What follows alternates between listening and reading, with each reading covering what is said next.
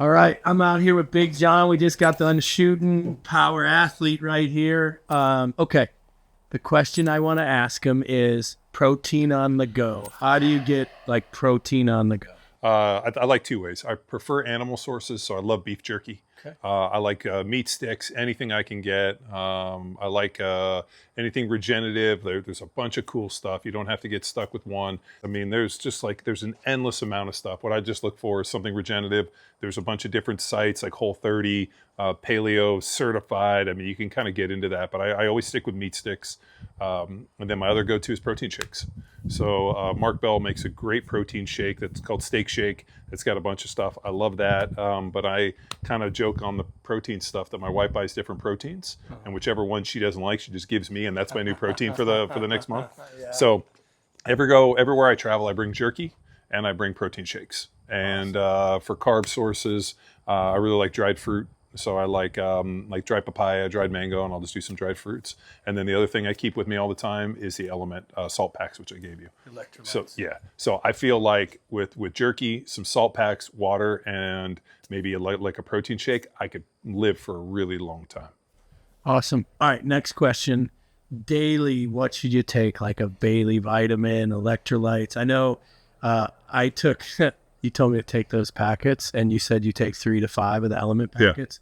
I took 3 of them, like breakfast, lunch, dinner. Yeah. And then I did breakfast, lunch, dinner yesterday. I had more energy at Jits. I felt better at the end of the day.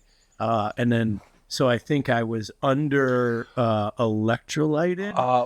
I think the salt. So there was a book called The Salt Fix, and we've been taught that salt is bad. I disagree. So when I played my second year in the NFL, I played in the hottest game in NFL history. If you guys want to Google it, it's called the Pickle Juice game. It was 178 degrees on the field. Where was this at? Dallas. Oh, shit. Noon, September 1st, noon, old Dallas Stadium where the roof was cut out. Yeah. The heat was directly over, 178 degrees on the star. They came in and told us, if you lay down, you're going to die. So if you get hurt, get the fuck up. And so what they did is they didn't give us Gatorade. They went out and they were buying Vlasic pickles, and they started pouring like the pickle juice, because back in the day you used to have salt gum and they would give us pickles. So at that point I started supplementing with salt, and that Salt Fix book came out. Elements started making those really dope packs, and I go 3 to 5 during the summer. When it gets really hot at Jits, I give it to these guys as much as I can, because I know that's my superpower. And I know if I start to cramp or I'm having issues or I feel like a performance drop, the salt is my fix.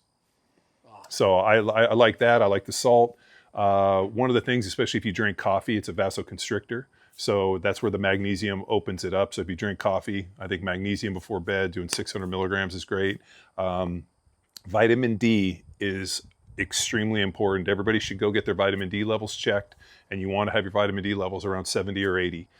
For me, living in Texas, but especially in this kind of year, I got to supplement a ton with vitamin D.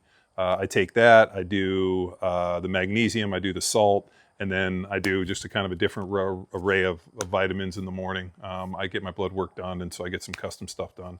But for the most part, I feel like if you can do vitamin D, if you can take some form of fish oil, fish oil is great. I mean, just some of the basics, but I really like the magnesium before bed. It just seems to make everything work. My sleep better, I feel better, everything's good. But I really think you have to have some metric to know whether or not this stuff is working. And we use performance. Like you go to Jits, you took the salt, you feel better. Hydration, a lot of things. I think when you just drink water all the time, it starts kind of flushing through you. When you get the salt, it tends to stick and you feel pretty good. I get cramping, especially in like my adductors. Like right here is where I for some reason I get hit. But I know at Jits and some of the other stuff, if I start getting like kind of crampy in my adductors, I know that I'm low on salt. And I'll take it, especially in the summer when it's 100 plus degrees, and we were training, and I mean, obviously the gym is hot, so it's good. But yeah, man, the biggest thing too, you think about, if I can eat a high protein diet, monitor your calories, stay in a little bit of caloric restriction, drink a bunch of water, lift some weights, do something physical, get zone 2. Two things happen as we age. We start losing mitochondrial density, which that fits with the zone 2 stuff, max motor unit recruitment, lifting heavy weights. And then something that goes with athletic problem solving, something like jujitsu or shooting. I mean, you think about hand-eye coordination and movement. I mean, that's really the secret to longevity. I think the lifting weights for strength is a key for longevity that most people overlook, because they're like, well, I don't want to get bulky, or I don't want to. I spent my entire life trying to get as bulky as I can. Yeah, And it obviously worked. Look at you. Yeah. The strength for me has taken away traditional joint pain. Yeah. And as I get stronger, my joint pains start to go away a little. So that's actually the science. So what happens is as you start to get arthritis and you start getting systemic inflammation, you have to remember to keep loading the joint. So what happens is a lot of people have injuries. They go to the doctor and the doctor says, don't do anything. All that does is accelerate the decomposition of the joint, and then you end up with joint replacements. So if you have arthritis or you have some joint issues, you have to find creative ways to continue to load the joint, because Wolff's Law, you got to keep these things strong. The only way they're going to stay strong is by actually putting pressure and load upon them. Yeah. So I have arthritis in my knee. It doesn't bother me, because I load the joint. I find creative, fun ways to do it within the training space. Yeah. Everybody that I've seen that the doctors say, hey, and the problem is you shouldn't take training advice from doctors, because it's not really what they do. But I do know that if you continue to lift weights and you train, that's the secret to longevity. If you stop training, that's when all of a sudden joint replacements happen in knees and hips.